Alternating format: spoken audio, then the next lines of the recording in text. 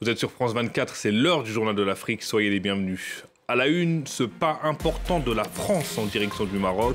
Dans une lettre adressée au roi Mohamed VI, Emmanuel Macron dit considérer que le plan d'autonomie du Maroc pour le Sahara occidental est désormais la seule base pour aboutir à une solution politique négociée.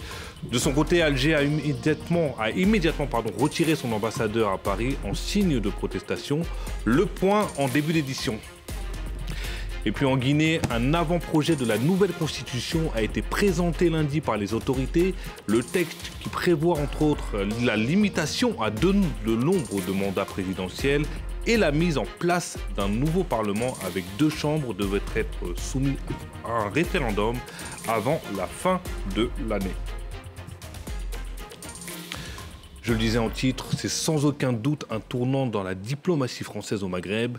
Dans une lettre qu'il a adressée au roi du Maroc Mohamed VI, Emmanuel Macron a indiqué que la France soutient le plan d'autonomie marocain pour le Sahara occidental.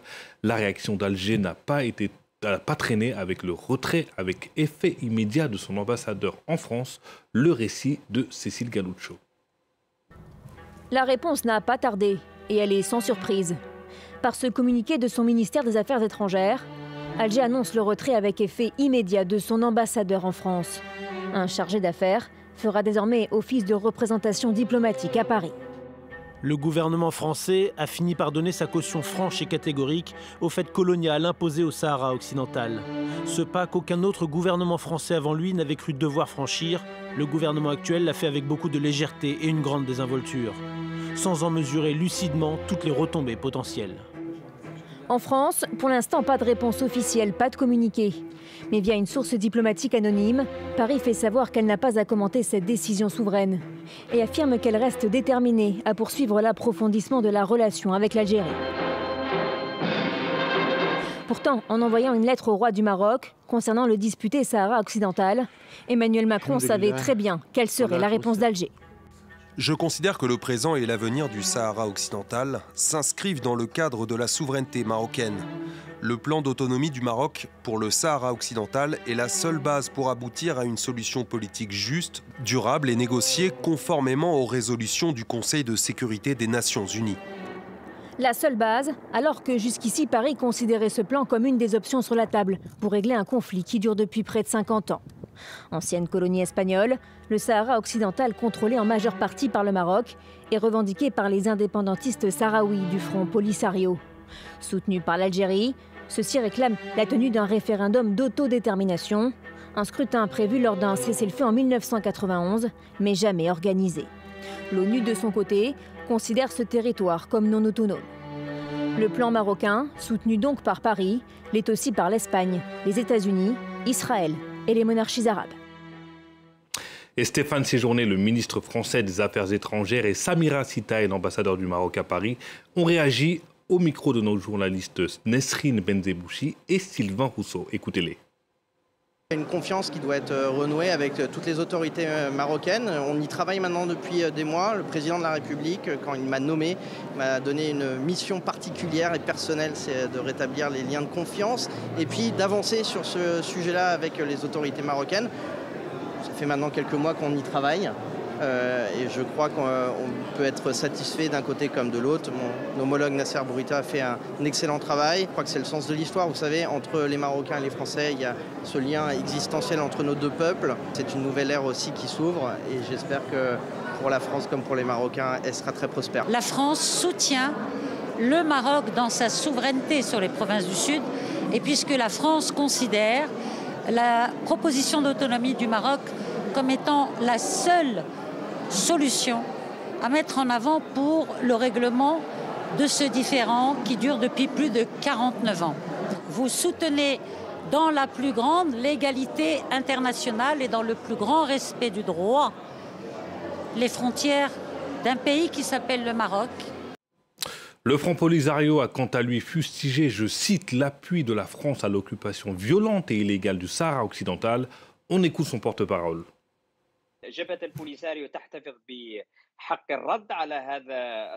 Le Front Polisario se réserve le droit de répondre à cette évolution dangereuse et à cette position française qui constitue un glissement très dangereux d'un point de vue politique et juridique. Politiquement, cela porte un coup fatal aux efforts des Nations Unies pour relancer le processus de négociation entre les deux parties, pour donner au peuple sahraoui son droit à l'autodétermination. C'est un coup porté à la sécurité et à la stabilité de la région de l'Afrique du Nord. C'est une position irresponsable. Et sans surprise, la réaction d'Alger n'a pas traîné avec l'annonce ce mardi du retrait avec effet immédiat de l'ambassadeur d'Algérie en France. L'Algérie, soutien de la première heure du mouvement indépendantiste sahraoui du Front Polisario, avait mis Paris en garde le 25 juillet dans un communiqué contre toute évolution de sa position dans le sens des intérêts marocains. On prend tout de suite la direction d'Alger pour retrouver Faisal Metaoui, journaliste à Monte-Carlo Doualiya. Bonsoir Faisal, quelles ont été les premières réactions sur place ?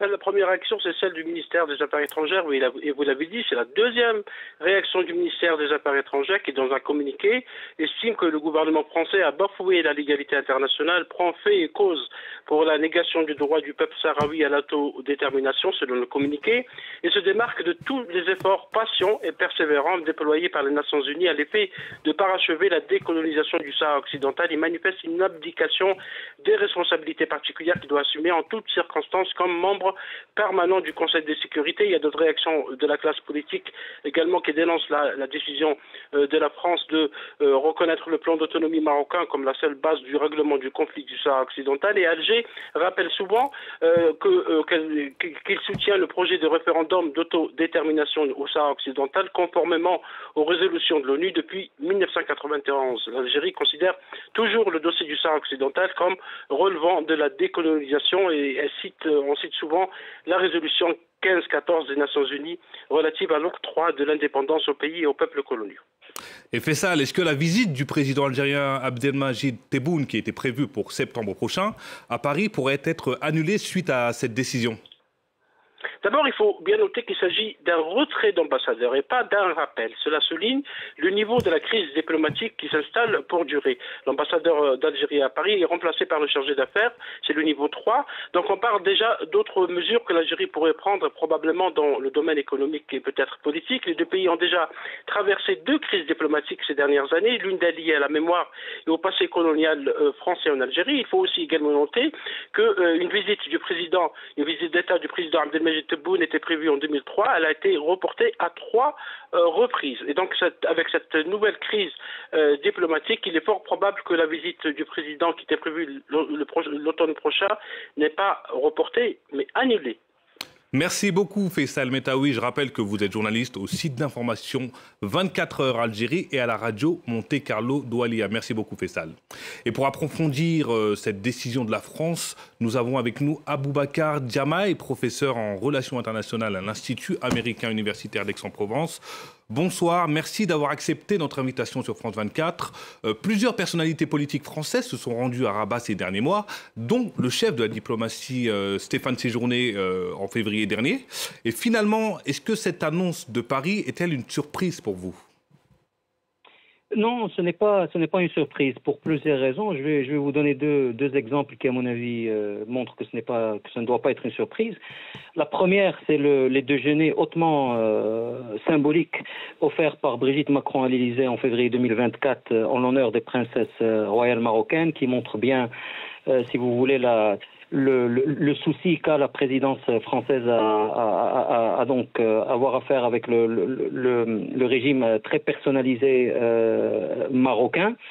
La deuxième, qui est aussi, à mon avis, un élément très important d'analyse, c'est qu'en avril 2024, le ministre du Commerce extérieur, Franck Riester, qui était en visite au Maroc, a dit que l'Agence française de développement, donc l'État français, pourrait participer à la ligne électrique Casablanca-Dakhla, donc investir dans ce que le droit international appelle le Sahara occidental, et cela est très important parce que ça montre le sérieux de la France à en fait agir comme si le Sahara occidental était marocain.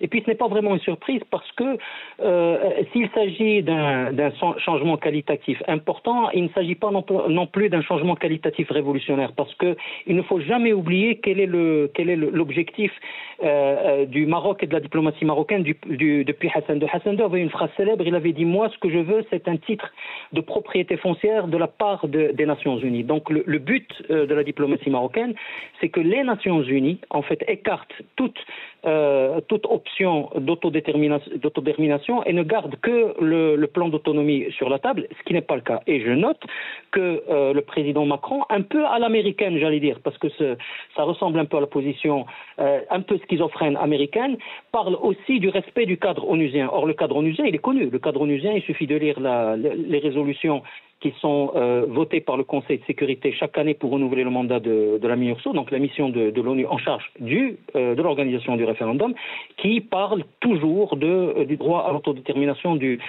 peuple sahraoui. Donc je ne vais pas dire que la France dit tout et son contraire, mais j'aurais très probablement pris ce changement encore plus au sérieux si la France se présente au Conseil de sécurité avec une nouvelle résolution pour mettre de côté totalement l'autodétermination et ne retenir que le plan d'autonomie marocaine.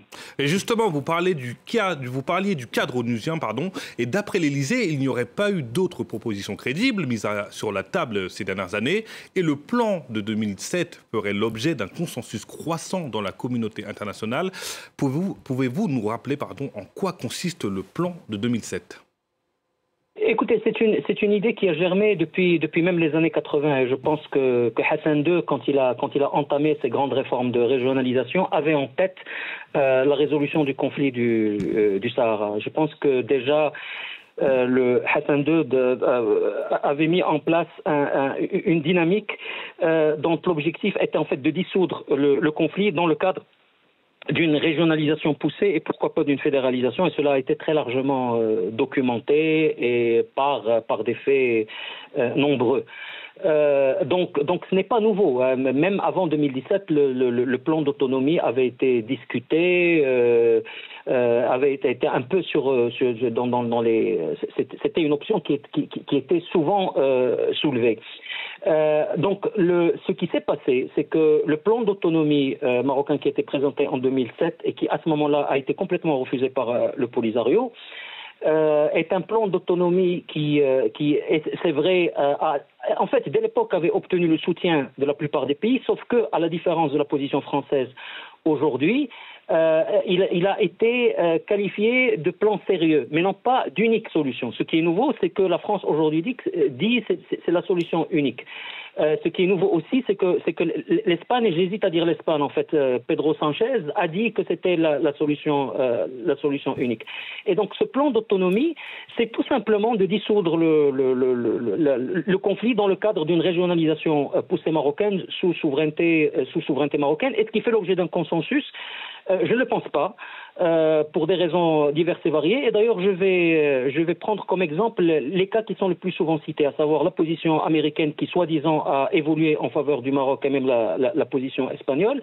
Je tiens à rappeler que la position américaine aujourd'hui est beaucoup plus flageolante qu'on veut bien le dire, elle est beaucoup plus chancelante qu'on veut bien le dire, puisque si effectivement l'administration Biden n'est jamais revenue officiellement sur la reconnaissance de Maroc et du Sahara qui avait été approuvée par Trump, elle a toujours agi, l'administration Biden, comme si cette reconnaissance n'existait pas.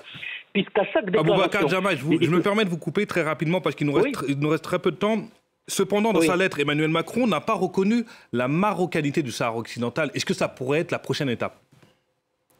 Écoutez, en fait, on joue sur les mots, parce qu'une fois que Macron dit souveraineté marocaine et le seul plan, c'est le plan d'autonomie, c'est la souveraineté marocaine, donc c'est la marocanité du Sahara. Donc pour moi, oui, il dit la marocanité du Sahara, mais il dit en même temps le plan onusien. Or, le plan onusien parle toujours de l'autodétermination. Et d'ailleurs, le processus onusien qui parle d'autodétermination est toujours soutenu et par les États-Unis qui sont censés avoir changé d'attitude, et en fait, même par les Espagnols. Même les Espagnols, Pedro Sanchez, après avoir soi-disant envoyé une lettre qu'il n'a pas été capable de produire, je tiens à le dire, est allé à l'ONU pour dire qu'il soutenait le processus onusien qui parle d'autodétermination. Donc pour moi, il ne faut pas non plus surlire la nouvelle position française, et même cette idée de consensus est loin d'être vraie, parce que même par rapport à l'Afrique... Merci beaucoup Aboubacar Jama, je suis désolé, nous n'avons plus de temps. Merci beaucoup pour vos développements et pour votre éclairage. Toujours au Maroc, tout autre chose, les 3 journalistes Omar Radi, Souleymane Raïsouni et Taoufik Bouachrine ont été graciés par le roi Mohamed VI, tout comme l'historien et défenseur des droits humains Mati Mondjib. Tous étaient emprisonnés ou poursuivis par la justice au Maroc depuis plusieurs années. On écoute les premiers mots d'Omar Eid Radi. Le roi Mohamed VI m'a accordé sa grâce. J'en suis reconnaissant.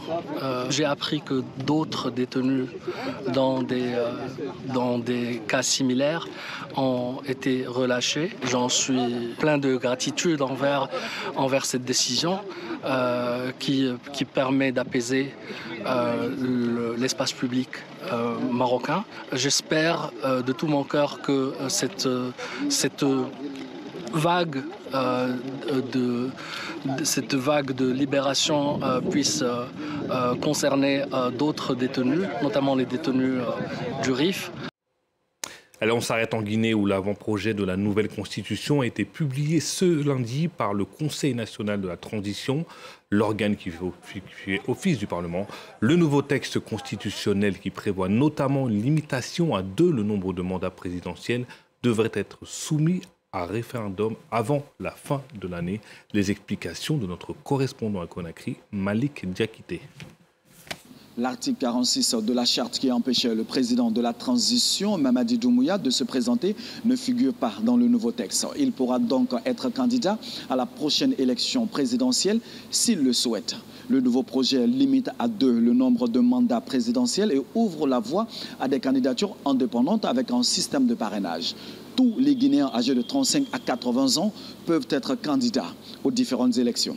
La démocratie des partis et la démocratie des chefs est révolue si cette constitution passe. Maintenant, c'est la démocratie du peuple. On a restitué le pouvoir au peuple. Les intangibilités constitutionnelles sont protégées à 9 étapes. Pour pouvoir lever le verrou de l'intangibilité, il faut franchir 9 étapes. Avant, c'était 3 étapes. Pour certains leaders politiques présents à la cérémonie, il est encore tôt pour s'exprimer sur le nouveau texte. Mais ils disent vouloir rester attentifs. C'est un travail juridique sérieux. Ça, c'est le point de vue universitaire. Maintenant, en ce qui concerne le contenu, c'est trop tôt. Il faudrait que nous ayons les documents et qu'on voit tous les points fondamentaux, les points critiques de toute constitution. Il y a des intangibilités dedans, mais notre expérience de l'ancienne constitution, il y avait une forte intangibilité qui a quand même été foulée aux pieds par celui qui était au pouvoir. Selon le Conseil national de la transition, le document sera soumis dans les jours à venir aux différentes entités du pays pour un débat citoyen, avant d'être remis au président de la transition, le général Mamadi Doumbouya. C'est une réforme ambitieuse que les autorités ivoiriennes poussent depuis plusieurs années. La couverture maladie universelle a connu des débuts difficiles en 2018 avant d'être rendue obligatoire l'année dernière. Aujourd'hui, près de la moitié de la population en est bénéficiaire, mais les difficultés persistent pour certains patients qui dénoncent un parcours compliqué pour obtenir les remboursements promis. Julia Guggenheim et Damien Kofi. En plein marché, ces camions font partie des 6 unités mobiles qui vont à la rencontre des populations pour qu'elles s'inscrivent à la couverture maladie universelle. Pour une cotisation de 1000 francs CFA, soit 1,50 € par mois, la CMU est censée prendre en charge 70% des frais médicaux. La ville est très chère, donc surtout l'hôpital, tu n'as pas l'argent, on ne te soigne pas. La 4e, si ça passe franchement, ça va m'aider. Seuls 15% des Ivoiriens étaient couverts l'an dernier par la CMU avant qu'elle ne devienne obligatoire. Aujourd'hui, c'est 46%.